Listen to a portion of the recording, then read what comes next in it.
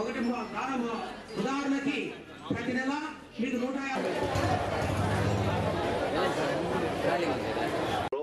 పార్లమెంట్లో బ్రహ్మాండంగా మన ఆంధ్రప్రదేశ్ యొక్క వాదాన్ని సమైక్యంగా ఉండాలని చెప్పని బ్రహ్మాండంగా పోరాడిన గోపాలకృష్ణారెడ్డి గారు కుప్పంలో ఉన్నారు జన్మభూమి కార్యక్రమానికి. వారు అక్కడ ఉండాలి. యాక్చువల్గా కుప్పంలో ఉంటే మనం పిలిచామని చెప్పని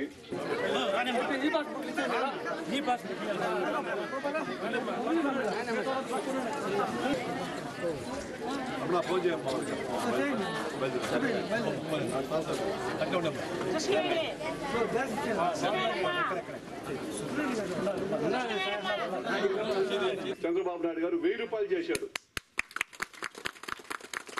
43.4 లక్షల మందికి ఇస్తున్నాం పెన్షన్లు.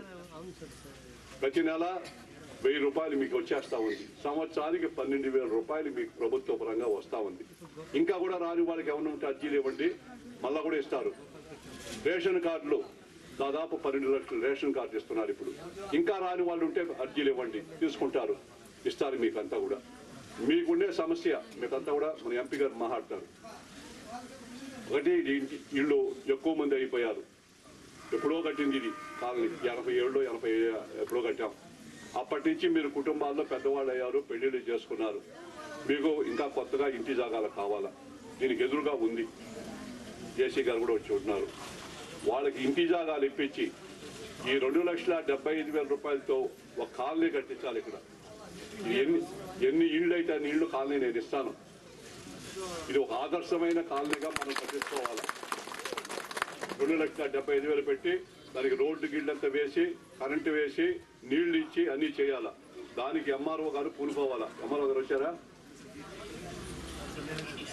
రాజకీయంలోకి వచ్చిన తర్వాత మనం పేదలకి మంచి చేయాలా? వాళ్ళ ముఖంలో నవ్వు వస్తే మనం బాగా పరిపాలించినట్లు లెక్క. ఎప్పుడు ప్రజల మధ్యన ఉండాలి. ఆయన ఎప్పుడు ప్రజల మధ్యన ఉండాలంటే మనకేం సంసారం లేదా, మనకేం వేరే పనులు లేవా, ఏమని అనుకునేవాడిని నేను. కానీ ఆ రోజు ఆయన చెప్తా ఉంటే కూడా లోపల కొంచెం డౌట్లు ఉన్నాయి. కానీ ముద్దుకృష్ణనాయుడు గారు ప్రజల్లో తిరిగే విధానం చూసిన తర్వాత ప్రజల మధ్యకు వస్తే ఎంత సంతోషంగా ఉంటామో నాకు అర్థమైంది సార్.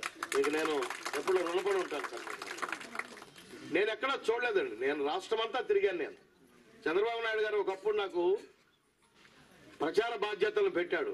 1998, 99, 2000, 2002 దాకా మొత్తం రాష్ట్ర ప్రచారాన్ని, ప్రభుత్వ ప్రచారాన్ని నేను ఒక్కడే చేస్తూ వచ్చాను నా బృందంతో. చంద్రబాబు నాయుడు గారి సలహాల మేరకు ఆ రోజు అద్భుతంగా చేసుకుంటూ వచ్చాం.